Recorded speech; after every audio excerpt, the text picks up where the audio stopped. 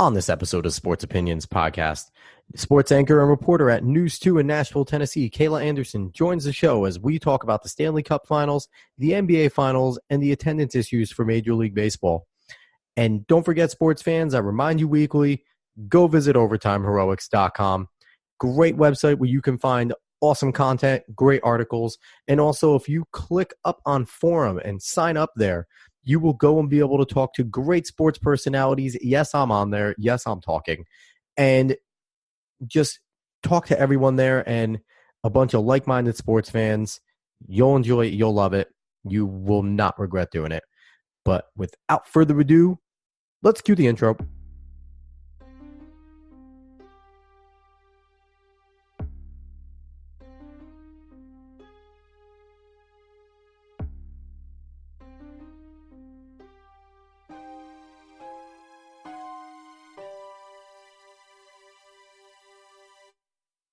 What's up, sports fans, and welcome to the Sports Opinions Podcast. I'm your host, as always, Alex Cuesta, and with me today, all the way from Nashville, Tennessee, is Kayla Anderson, sports anchor and reporter at News 2 in Nashville. What's going on, Kayla?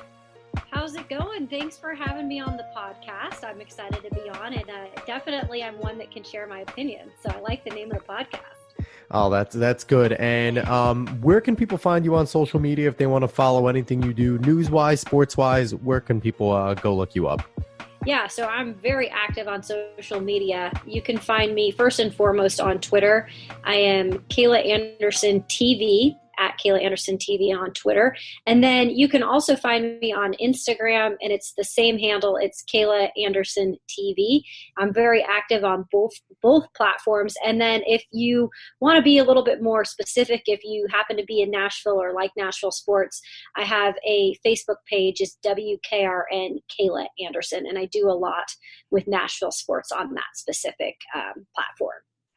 That's really cool. And it's also really cool to have you on because I'm over here in Poughkeepsie, New York, and I've been a lot to my realm of New York. I had a few people in Ohio, person from all the way in Oregon, but I haven't really gone down to the South, not really had the opportunities. But people, I think you're my first representation of the South to come on the show. How does that feel?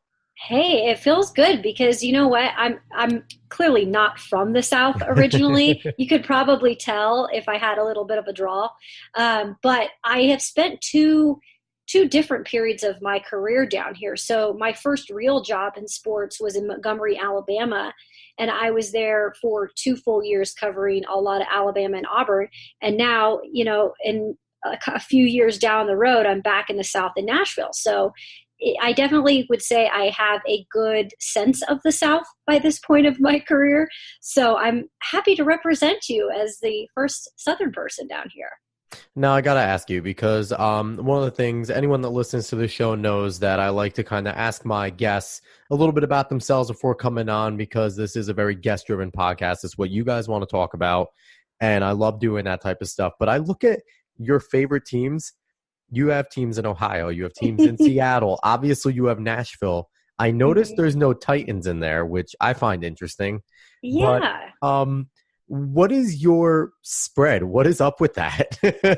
So, I have a very, very unique story. I think a lot of people in this business have their own stories. Mine happens to be a story of really, I compare it to a minor league baseball player who has really climbed every ladder of the minor league system. And I have been that person on the broadcast side of things. I've been in 7 different markets. I have really worked as everything in this business. I have been a sports anchor, reporter, producer, sports director. And along the whole way, I shot my own video for 10 years. I still edit and produce my own shows. So I'm really a jack of all trades, and I've been a lot of places. And with saying that, you know, when you're in different places, you kind of grow a love for some of these teams that you cover. Some are more special than others. And some have just stuck with me a little more than others have. While my home and my roots are in the Northwest in Washington State, I always have those teams that I will always have as my teams I follow, but I do pick up some strays along the way. That's always fun. So yeah, for anyone that's interested out there, Kayla is a Cleveland Indians fan, Columbus Hmm. Blue Jackets fan, Seattle Seahawks, Seattle Mariners, Nashville Predators, and she's Washington State, so Washington State football. So for all you guys keeping score out there and enjoy that one. Yeah. I did take notice that you and a friend do a podcast. The name is failing me right now, but I don't know if you want to plug that or give that a chance to explain a little bit about that. Yeah, we had an idea. So really quickly, my friend that does it with me, and she's actually one of my best friends. She was my intern in Ohio when I worked in Columbus a couple years ago. And she was an intern not only for one semester, but we had such a good time and she learned so much that she came back for a second semester. So we got to be very good friends. She's probably 10 years younger than me, but you would never know. And so we decided earlier last year that we wanted to start a podcast. And so we started it from the ground up, and it was originally called Beyond Basic. And then we joined a podcast company called Blue Wire, and now we are Press Pass. So we do a little bit of everything now in terms of, breaking down things that are the big topics in sports of the week. But our big thing is we like to showcase our personalities because we're two girls that kind of tell it how it is. We like to have fun and we don't take ourselves too seriously. So yeah, if you ever want a new podcast to check out, you can check it out. It's called Press Pass. Press Pass. And what is your co-host name? Her name is Gabriella Di Giovanni. As Italian as you could get. Yeah, no, I was going to maybe guess, like Indonesian or something, but right. No. Gabriella, if you listen to this, always welcome to come on the show as well. All comers are welcome to come on the Sports Opinions podcast too. Love having like minds on here. It's always fun. So we are now going to jump into the meat and potatoes of the podcast.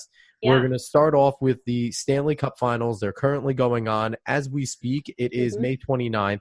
The game is happening, Game 2, between the St. Louis Blues and the Boston Bruins. They're over there in the Garden. The Bruins have a 1-0 lead. And Game 1 was kind of a mixed bag. Now, I'm going to kind of set the stage. For those of you that haven't been paying attention, the St. Louis Blues have to be one of the more feel-good stories in all of hockey right now. Around the beginning of January, they were one of the worst teams in hockey. Yep. They had just changed their coach. Interim coach Craig Berube was announced. Gritty guy. If you want to go watch some really good hockey fights, just go YouTube him. And and they kind of, it takes a little bit, but they kind of get his personality. They get his playing style, just being tough and gritty. And they carry this all the way through to the playoffs where they've been down the last 3 series. They fought back. They're down now. What are the Blues going to do the rest of this series? Do you think that they're going to make this a series? Are they going to roll over? What is in the cards for St. Louis fans right now? I will say this first and foremost, they will not be rolling over. I got to watch them closely this year. First of all, I'm a huge NHL fan, but second of all, they're in the Predators division in the Central. And so we saw a lot of the St. Louis Blues this season. And it was crazy because you had mentioned that mid-season they were dead last in the NHL. What were they, 15, 18-1? It was something absolutely terrible, I think, by January 3rd, and that was the big turnaround right there. Yeah, and it's amazing what change behind the bench can do and change in goal can do. But what's so amazing about it is we just kind of watch them as being the people who cover the Predators here. We watched them, and they just kept creeping and kept creeping and kept creeping, and they darn well could have won the division. I mean, they were like 1 game back of winning the division, 1 point back. It was crazy how it all ended up, but we just knew at that point that this team had something that they were rolling off of. And so when I say they're going to make this a series, I think they're going to make it a series because they've shown no signs since they've been on that roll that they're going to turn over and die anytime soon. So the one thing I do have to say about the St. Louis Blues team, though, is this is their toughest opponent, and Boston is the real deal. And It really pains me to say this because I just am not a big Boston sports fan. I don't think anyone outside the New England area is. I'm a New York sports fan. So, Oh and yeah. I'm also a Montreal Canadiens fan. So I hate the Bruins more than anything on the planet. Yeah, no. So you're especially you. Yeah. So, but you have to admit, like they're a solid team. And so I think this is going to be the Blues' biggest challenge. And from everything that I saw in that game one, I think it was one of those things that the Bruins came out and they were super rusty because they had 10 days off between those Eastern Yeah, they Conference, had 10, the Blues right? had 5, and Right. the first period was great for the Blues. And Yeah. then they just could not get the puck out of their defensive end. They Nope. had penalties lining up. They only each had 10 turnovers, but it looked like the Blues had like 60. It Yeah. was such a different game from one period to the next. And I think that Bruins coach Bruce Cassidy has to have a lot of credit there because he made the adjustments after the first intermission. Yeah. And No, he it seemed did. to work out. He absolutely did. And you know what's scary about that whole entire game is to think about this. When you look at what this team has done and what their strengths have been in the postseason, especially, it's been the top line, okay? And it's been Tuukka Rask, who's been incredible in between the pipes. But really, if you think about that game one, the top line really didn't provide much offense. And Tuukka Rask wasn't really his best. So if you go to think about that, I don't think that that's going to happen a lot more in this series. And so it's going to be scary because they're going to be hard to beat for those reasons.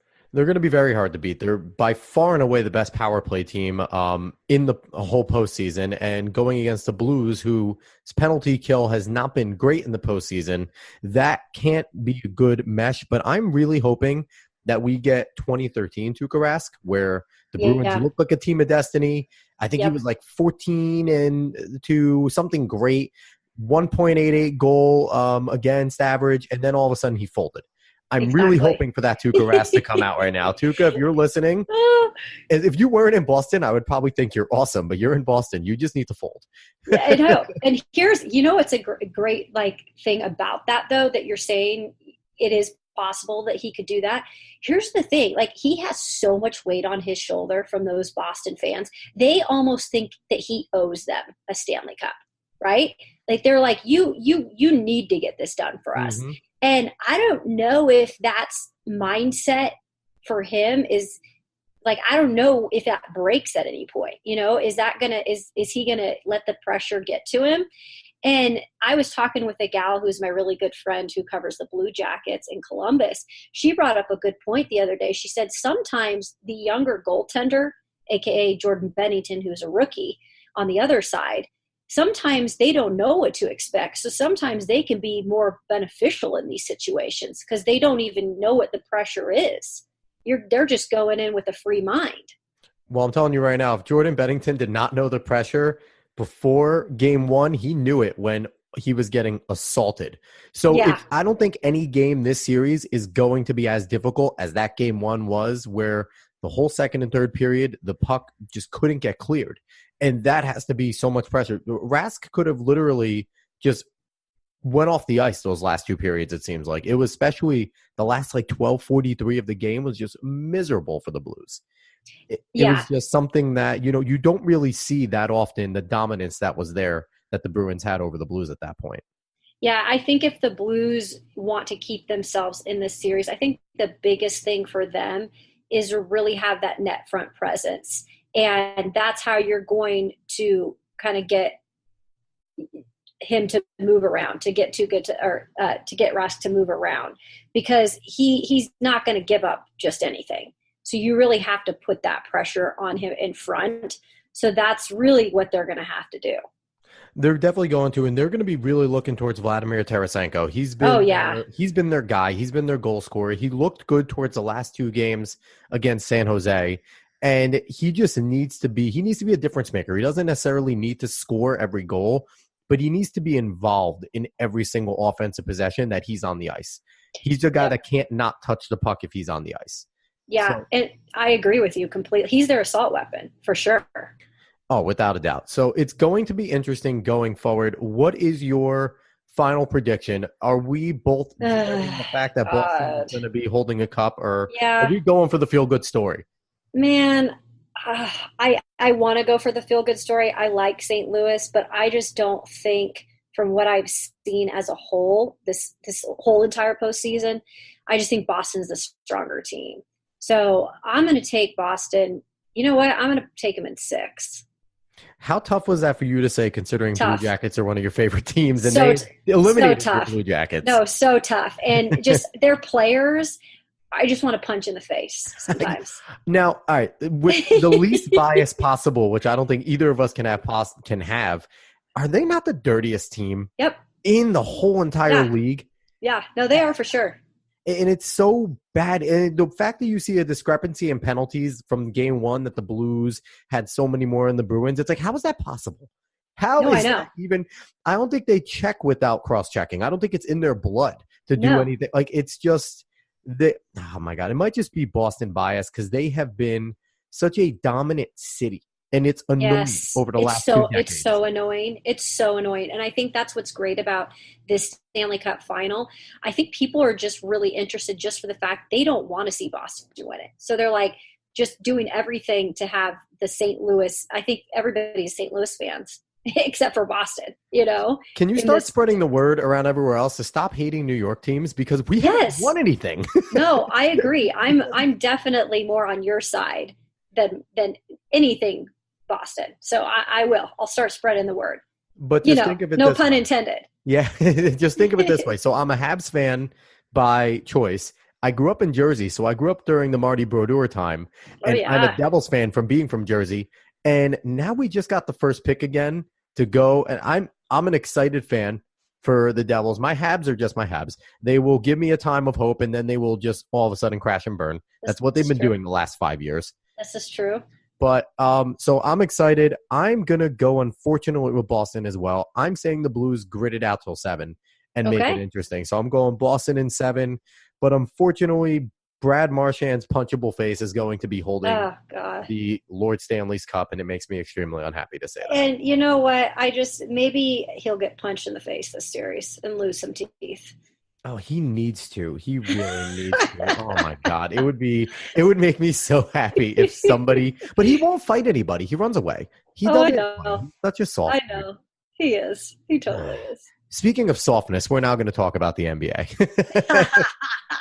Nice segue. So the NBA is, it's so sad. We're talking about Boston winning a championship, and now we're going to talk about possibly the Warriors, who for the longest time, and it's weird to say because I'm a Brooklyn Nets fan. Again, I'm a Jersey boy. Grew up with the New Jersey Nets, the heyday, while also watching them be a miserable team during Stephon Marbury's years. And, it's weird because I became a Golden State Warriors fan back when they had Jason Richardson. So I watched this team become what it is now, and I enjoyed it up until Kevin Durant joined the team. And now I'm just kind of like, you're not organic anymore. Yeah. Is anyone going to be able to stop them? What chances do the Raptors have of beating this team? It's hard because it's funny that you said, I liked how you said that once Durant joined, it's not organic anymore, because I do look at it that way, because now it's just it's an all-star team, right? And it's like an all-star team is going up against regular, maybe they're okay teams, maybe they're great teams, but they're not as good as the Warriors are now, with their cast. And it's just, it's not fun anymore. It's like, and now Boogie might be ready to play in the finals. Like, come on. I know. I'm just like, now you just know every time the NBA finals come around, guess who's going to be in it? Golden State. I am excited, though, that it was a little bit of a different situation now with Toronto being in it. I'm actually happy that Canada gets to have some fun, and we get to see Drake on the sideline. Oh, I can't stand Drake. I can't stand I'm joking. Mike, here's the thing. I don't mind the sideline antics. He just needs to be a sideline antic guy and stop making music, because he hasn't made good music in a decade. He really hasn't. He should just become like the mascot, the Raptors mascot. He might as well. No, the Raptors are whoever wins the championship that year, because he'll undoubtedly celebrate with Golden State if they win. Oh, he sure will. He sure will. I think he's been a fan of like every team this postseason. Yeah, and it's usually a curse, but unfortunately it's been working out. But there is one reason why it's been working out for the Raptors, and it has nothing to do with Drake. It's Kawhi Leonard and the Yep. fact that that man has unfinished business. Because I think everyone has amnesia that 2 seasons ago when he was healthy and he had the Spurs ready to pounce, and they were kicking the crap out of Golden State before he got hurt. And he Hmm. was the key factor. And I think right now he has slipped something in Kyle Lowry's drink to make him think it's the regular season, so he's not freaking out that it's the postseason. Pascal Siakam should finish second in the most improved player, but the NBA's drunk and they're going to take it away from D'Lo, and Siakam is going to win that. Right. But they have a good cast. Fred VanVleet needs to continue to do what he's doing. They have length. They have guys that can be annoying for Golden State, and they have Kawhi. So I really do think the Raptors, if Golden State sleeps, they could find themselves in a hole early. Yeah, and here's the thing. That's funny you mentioned that about if Golden State comes out a little rusty or whatever, because think about all the time they've had off.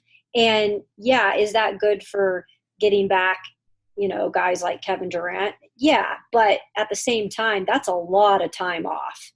And sometimes I feel like that's not always a good thing. But I think with Kawhi being he seems to do so well against this team. What were they? Were they 2-0 against them? They were about to go up 2-0, and Okay. Kawhi gets hurt at the end of in the early fourth quarter of that game.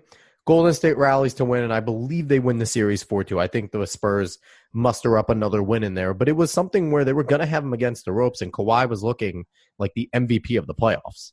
Right. And then in the regular season, when these two played this year, Golden State and Toronto, I believe Toronto was 2-0 against them in the regular season. They were weren't 2-0, but I don't count anything in the regular You season. don't count it in the regular season. My Darren Williams, Brooke Lopez, Paul Pierce Nets were 4-0 against the Heat at one point, and then they played them in the playoffs and got steamrolled. So I don't count any of that. You don't count any of that. Now, No. I do think though Kawhi is a beast. Like he's like seriously something that we have not seen. He's and the third best player in the NBA. Yeah, It's easy. he really is. And he does it so nonchalantly.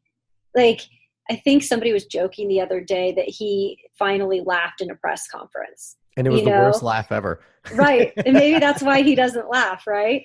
But I think that he does have enough, and you were mentioning some of the guys around him. They just need to make sure that they're getting contributions from those guys consistently. I mean, Kawhi is going to do what Kawhi is going to do, but I don't think he can do this whole thing by himself, because you look on the other side and Golden State just has a plethora of talent.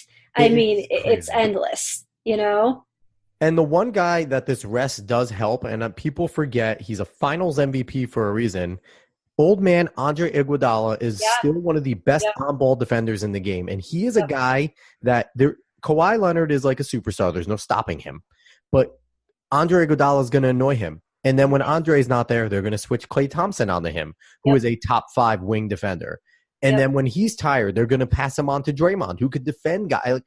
Kawhi is going to have a constant battle, and they have had very tough series up to this point. I don't know how much is left in Kawhi's tank. That's my concern. And Kawhi has been playing not 100% healthy too. No. He's had those issues. So, I mean, he's a heck of a player just to be battling through all that and doing what he's doing. But you're right. I mean, how much can you take when Golden State's just going to keep punching you in the mouth?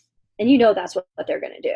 Oh, it's going to be Herculean. If he does pull this off for the Raptors, number one, it's going to be amazing. He's going to be the first amazing player ever to pull this off and then go to the Clippers, because I don't think he's staying in Toronto. And if he does, good for Toronto. They'll finally get a superstar to stay. But if he doesn't, he'll leave. Yep. Regardless, I think he's leaving. But if he makes his Herculean effort, he's got to be up there with, he already has a championship anyway. Now you're going to put him up there with the top 10, 15 players of all time if he could do something like this. Yeah, no, absolutely. And I hope he does. Like I'm all in. I'm like all going for Raptors this round. I just want to see him just continue to be the Terminator and take people down. I like Kawhi, but I can't root for the Raptors being a Nets fan, because that is a rivalry. I know. I get it. I could root for Kawhi, and he also pissed me off because he knocked out Brooke Lopez and the Bucks, and I wanted Brooke to go because Brooke deserved to go from suffering with the Nets for so many years. That's a good point. I watched Brooke in college at Stanford. He's just such a talented guy, and he's such a Yeah. genuinely nice dude. And he's a comic Yep. book nerd like me, so we So you connect love there. it. Yeah, you connect right away. Oh, everything But about him. He's still my favorite player in the league, not even being on the Nets. it's funny though, because I understand though where you can't root for them. I get it. And you know what's funny though, also, I kind of have a little soft spot for one part of Golden State. Klay Thompson went to my alma mater, Washington State. There you He go. is one of my favorite people that have come out of there. And so I always kind of root for Klay, you know. So He'll have his like 35 point, 10-3 game where he just sits there. Klay Thompson is the guy that when they need him, he does it. It's going to be like 2-1. Raptors are going to be going on a charge, and he's just going to have a third quarter, and it's going to be like, all right, Golden State goes up 3-1 because Klay Thompson's a monster.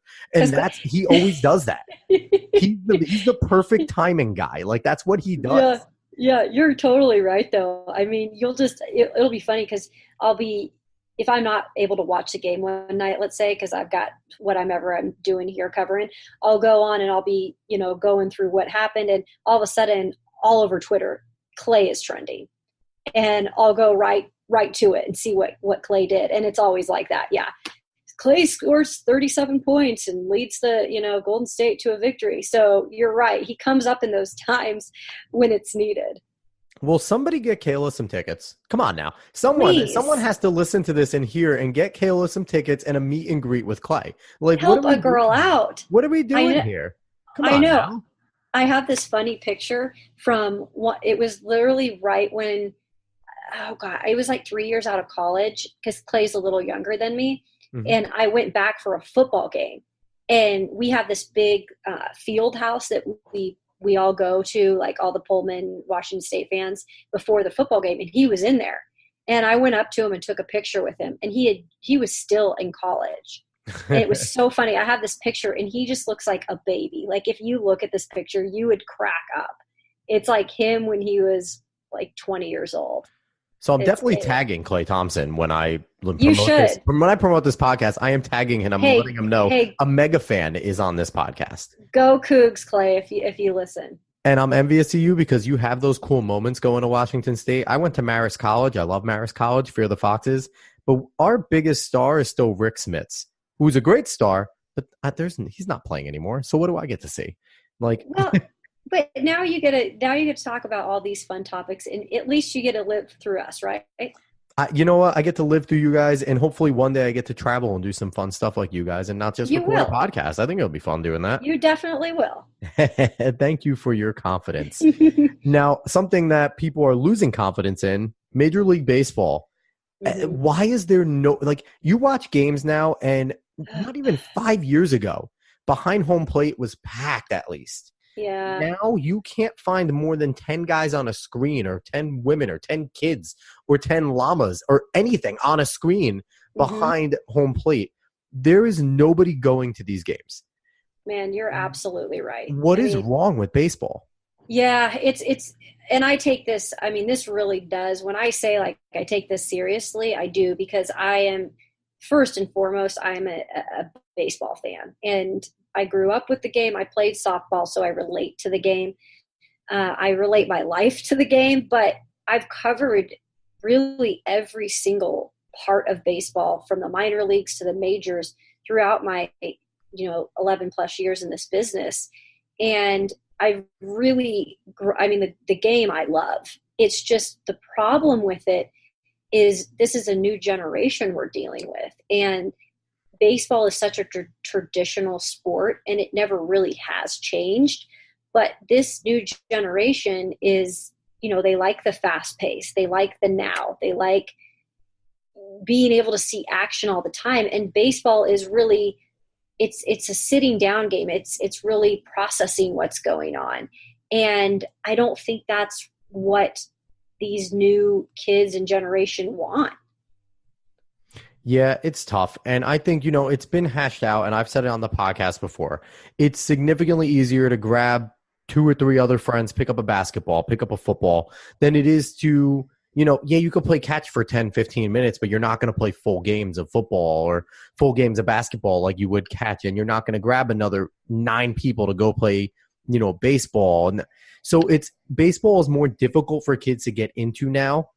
I think there's less parents that want their kids playing baseball, like the little leagues aren't as packed. And I also thought of this because, like I said, we always do the itineraries. You gave me this topic and I really pondered it. And one of the things that I've noticed is minor league teams are doing a significantly better job at marketing, and they're making their products go live much better. And we over here have the Hudson Valley Renegades. They're a short season single A, but I love going to those games. And it's so much easier for me to go there and pay 25, 15, whatever it is that day, than to drive to Yankee Stadium, to drive to Citi Field, pay ridiculous amounts of money, buy beer for $33 a beer. You know what I mean? And it's just to watch a product that is amazing, but you get a similar feel. And, if you go to a AAA game for $20, you're watching pros. You're watching guys that are major league players. And so there's almost, what's the point of going to a major league game if you could just go enjoy one of these minor league ones? Yeah, and I have a similar, I guess, beef with when you said minor league systems are doing a better job marketing. They are. They're not only doing a better job marketing the game, but they're even doing a better job marketing some of their players, which are not even, a lot of them are down or go up and down from the majors. But let's be honest, like, what is Major League Baseball doing to market its players? Nobody knows who these players are. Who are your household names? Like, who are your household? Trout and Bryce Harper, and maybe Aaron Judge if you're in the Northeast. That's about it. And sorry, nobody likes Bryce Harper. Like, I love Bryce. Come on, are you kidding me? No, I do not like. Bryce. I do not like Bryce Harper. He brings some fun to the game. That guy. No, I do not like that guy. I like Aaron Judge, and I don't. Mike Trout is Mike Trout. He's boring to me. Like, Mike Trout's Mickey Mantle. He's on the West Coast. If he was in this market, he would be Mickey Mantle if he was in a bigger market. But what I'm talking about is the marketing of these players. Yeah. These guys aren't being shown like how really great they are. Like, some of these guys have great personalities. I've been around baseball my whole life. They don't show these personalities. These personalities with these baseball players are hilarious. Like, once you get to know these guys, they're great to cover, but they don't show any of that. They don't let them show that. So it's like nobody wants to know about them because they don't try. And and it's interesting you talk about it because let's look at the Astros, for example. They were the hot team for 3, 4, 5 years. They're still a good team. And one of their biggest players is Jose Altuve. Yep. What do we know about Jose Altuve nationally? He's short and he can hit home runs, and that's awesome, and he's fast. Yep. You don't know anything else about the guy besides that, when he's a guy that they should be latching onto, talking about the fact that, yes, he's short, but he also scrunches a little more to make that strike zone a little harder. He's a great defender. He's a good clubhouse guy. He has nurtured Carlos Correa from depression from all of his injuries to, you can do this. Yep. Correa should be a top 5 player in the league right now. But, and it's all these little things, but they just don't talk about it like they do with quarterbacks in football or certain players in other sports, even hockey. They always talk about, how Patrick Kane does for the Blackhawks and things like that. It's not highlighted who these guys are. It isn't. And I always use, who I use as an example, who could be an amazing marketing tool just if they tried a little harder is, and this year he's off to a rough start, but the past couple of years he's had some amazing seasons, is Francisco Lindor. You talk about a guy who is what you want these kids to be in life. This guy is amazing.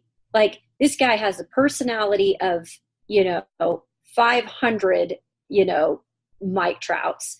He has, he has a great smile. He has obviously the talent. I mean, this kid is extremely talented. He has a great story, and he's just personable. And I feel like if you pick guys like that and just pick some of them to market just a little more, kids are going to see that and be like, I want to be like him, but they don't do that enough nationally. They don't market it as a whole. It's like they just kind of stay in their own area. Now, Kayla, I have to ask you real quick. How much is it that the MLB is scared to do it? I think they are. In the 90s, they marketed these guys, the home runs, Roger Clemens, all these people, and then all the PEDs, all the steroids came down on their heads. Mm-hmm. And I think they're just now scared to do things like that because it bit them in the ass with Ryan Braun. They did it with Ryan Braun. And now look at it. It's like everyone laughs at Ryan Braun. He's still a pretty damn good player. Yep. But nobody cares about him. And I think MLB is just scared to take up those guys anymore. You're right, though. I think that they are. This is more of a Major League Baseball as a whole problem. And I think they are. I think they're scared. I think that they're scared to be embarrassed. But you know what? This is what's happening now, that they're not doing that. And look at what's happening to baseball. They're losing. They're losing. They're losing major. So I've called it for years, and I'm going to say it again. Major League Baseball needs, and even the NHL, sadly enough, need to be on notice that Major League Soccer is coming. Yep. Major League Soccer is the sport. They are expanding. You don't expand as a league unless you're making money, and they're gaining fans. They're making money. Major League Soccer will, in the next 10 years, if baseball especially doesn't shape up, I think it could be the third biggest sport in the United States. You're right. And you see that with, Nashville's getting its team next year. Mm-hmm. They're bringing one to Austin. There's talk in Sacramento. I mean, all these are blowing up. Look at what Atlanta does. They fill that Mercedes-Benz Stadium. And that's a terrible sports town. And that's don't go to any Falcons games. It's a horrible going to the town. Soccer games. Yeah, so it says something, right? I mean, and you look at the Seattle area and Portland. That is the soccer mecca of this country. They are rocking like it's English Premier League over there. Yeah, no, I'm from the Northwest, and it's always kind of been a big sport over there. We're kind of different over there, we're a little weird. And so it's little England. It's always raining. It is always raining over there. So I think it fits over there, but I think I think youth is getting involved more, and youth is going to grow up to be like, okay, we like this sport. And if soccer's kind of taking over with the youth right now, that's what they're going to want to grow up and play. It's another easy sport to play too. You can get 4 people together and play a game of soccer. Exactly. So it's sad to see, and I don't know what the fix is for baseball. They got to kind of get out of their own way. I think that's part of it, but I don't know if they're going to. I hope they do. I think that they just need to start being smart about it. They need to start using the social media platform with their teams and doing things that you have to do nowadays. You might not want to do it because it's, you're scared or it's a traditional or whatever, but you have to. And if somebody doesn't realize it, it's going to diminish before their eyes. So I hope that someone can figure it out, but you're right. We don't know. We have no clue. But one thing I do know, Kayla, is that this podcast was an absolute blast, and it was my pleasure to have you on it. Well, I had a great time. I mean, I feel like we were just going, huh? Oh, absolutely. But that's the fun part about this podcast. It's just, 2 sports fans talking sports. What's better than that? Exactly. And I love it that you have so many different people on here, because while you're from where you're from and I'm from where I'm from, I think sometimes like we have a lot of similarities that we figured out, and then we have some that we obviously we don't like. I like Bryce, or you like Bryce Harper. I don't like him. I'm going to record that and make that a drop that you just said I like Bryce, and I'm going to use that forever now. But no, I had a lot of fun. That's awesome. Kayla, again, where can people find you on social media? Yeah, so go ahead, and if you need a follow in terms of just all sports coverage, you can follow me on Twitter. It's at Kayla Anderson TV. On Instagram, I'm very active on there as well. It is the same handle, at Kayla Anderson TV. And then you can also like my Facebook page. It is WKRN Kayla Anderson. And again, she's Kayla Anderson. She is a sports anchor reporter at News 2 in Nashville, Tennessee. Us Northeasterners probably won't get a chance to watch her in action unless you go on YouTube, or if you're on LinkedIn, you can always go find Kayla. She posts a lot of her great stuff on there. Again, I'm the host of the Sports Opinions podcast. I'm Alex Cuesta. Find me on Twitter and Instagram at @A_Cuesta30. Find Sports Opinions on Twitter at SportsOpinion30, Instagram SportsOpinions30. You can go look us up on Google, Yahoo, Ask Jeeves, Lycos, DuckDuckGo, whatever you use. Go look it up. You'll find the podcast there if you need to. And we are on any podcast platform you can think of. Go search for us there and listen. And you will get all this great sports content. And if you want to come and have a conversation, come be a guest on the show. Shoot me a message. We'll set it up. But once again, this was the Sports Opinions Podcast with my great guest, Kayla Anderson. I'm Alex Cuesta. Everybody, have a good one.